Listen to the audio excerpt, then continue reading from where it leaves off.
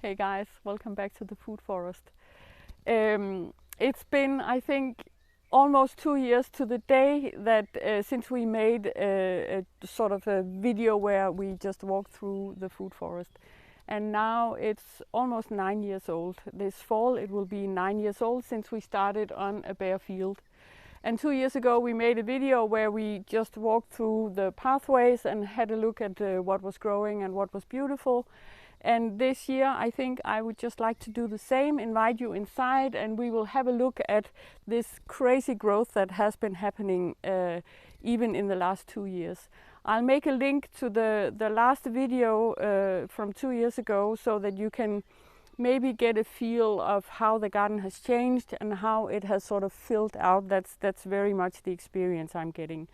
So just to give you a few facts, it's about 3,000 square meters, and so almost 9 years old. We started on a bare field with lots of weeds and self-seeded trees and stuff like that. So it's been a long and really interesting process. And I think we should just go inside and then I'll point out some things that I find interesting and beautiful and very successful right now. Maybe also a few things that are not working so well. So we bow to the mother when we enter through the rose gate. And I think what always strikes me when I enter the gate is that this feels like a different climate. Even this Tuna sinensis is huge. I mean, it's impressive growth in less than 9 years, and everything is sort of filling out and is thriving. Mostly a few things are not happy here, but some nectarines, they don't want to grow here. But other than that, I think actually it looks like everything is pretty pleased, and so am I.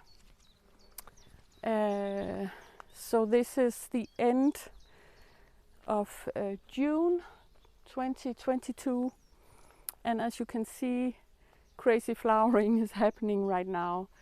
We have a Nepalese pepper, and this pathway is where we grow our 3 different varieties of figs. So there's a brown turkey, and this is sultane, and another one over here with the large figs is Dalmatia. And I also want to show you that the roses are so happy in the garden. I never feed them, but I just let them grow wild in between all the edibles, and I think this combination of ornamentals and edibles is just making me happy for days. And as you can see, maybe sensing that I did not have time to manage some of the pathways, so everything is sort of filling out. And this rose, of course, is not meant to sort of block everything, but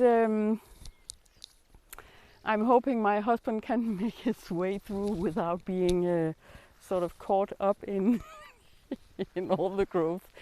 This is very much a principle in the garden. It's plants before people, and all this pollen from this beauty is also wonderful. You can see how the pollen is just going everywhere. Anyway, I seriously need to cut back some things, but I so enjoy this lushness. It makes me so happy. And insects are always buzzing, and there's always food together. And the fennel is super happy in here. It'll grow to be another ½ meter maybe, so these are quite impressive, and they really like this spot.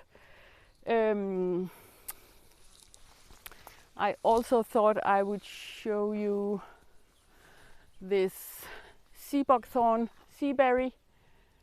It has so many berries on. This female and I'll show you again once they ripen. They are so delicious, and also really happy here.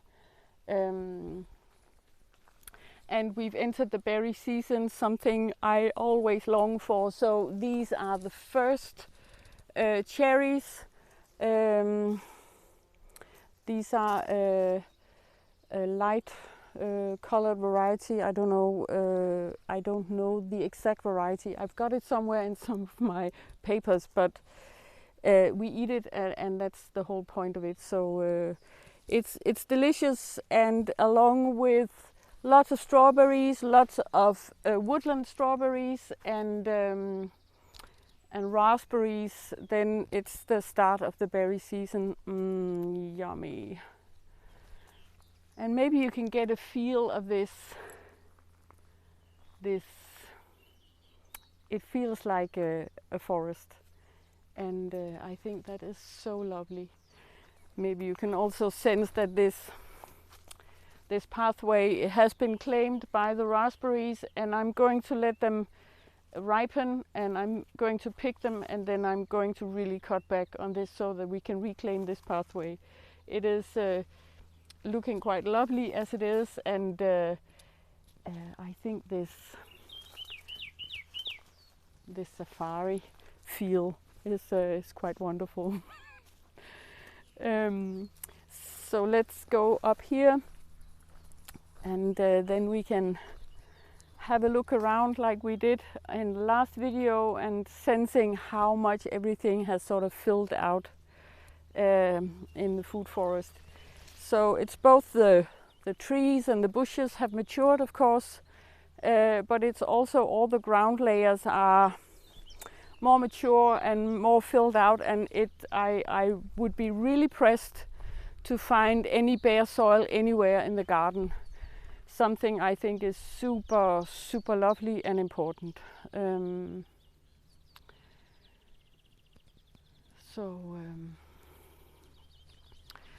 Another patch of raspberries, and some roses, and some insect plants.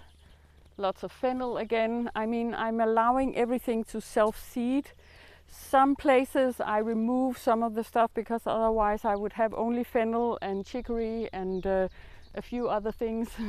So I'm trying to find a balance between making space for what I want growing, and also making space for what is self-seeding here. So if it's self-seeding, it means it's thriving, and that means less work for me.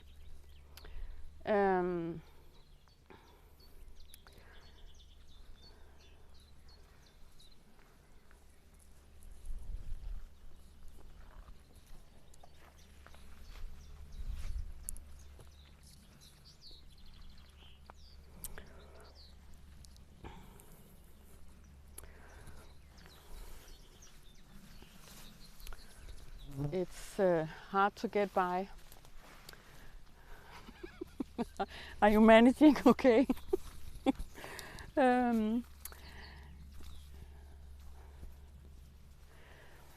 pass here, this bit, I pass several times a day because I love this wild feel, and the tall flowers and the roses, lots of stingy nettles, all kinds of things growing here, but it's always full of bees and butterflies, and it's so lovely.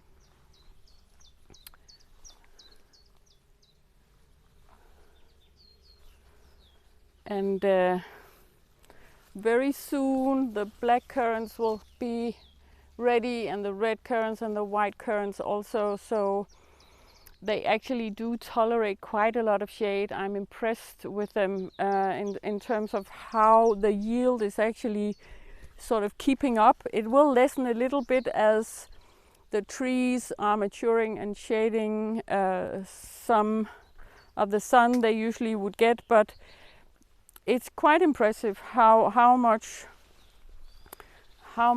is actually on these. These are almost they're not in deep shade, but they are quite shaded. So this is impressive, I think, and interesting So another cherry, not quite there yet, so I hope we get to it before the birds discover it.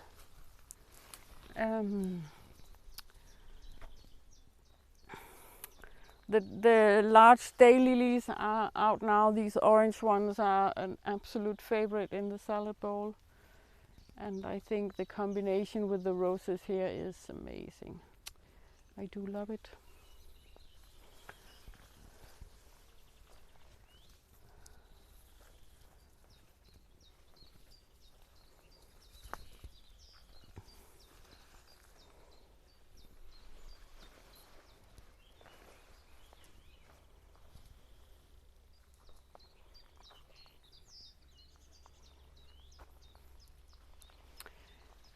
Also right now these are the last of the martagon lilies, and they are so delicious in salads. They are almost like fruity. You don't eat the stamens, but you eat these in salads. They are almost like succulents, and I mean, I think they are so delicious.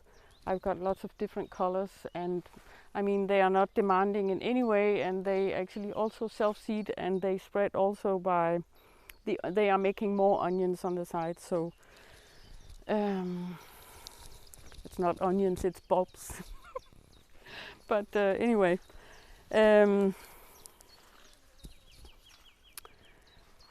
another sea buckthorn with lots of berries.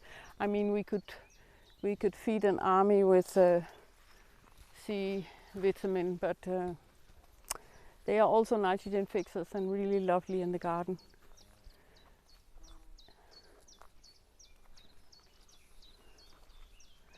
This rose right now is, I love it so much. I think it is amazing. I don't remember the name, but what's not to love? Super beautiful. The color scheme is amazing.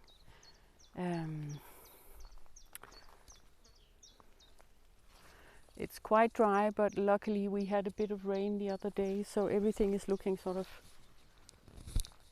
of ready and lush, perked up. So this is almost the end of the tour. We are at the spiral that we established in the middle of the food forest to make sure that light got in all day long in all corners. And I didn't do the pathways, but still it is looking so amazing, I think. And it makes me happy for days. So I hope this gave you a feel of the food forest as it is now, and thanks a lot for watching. See you later.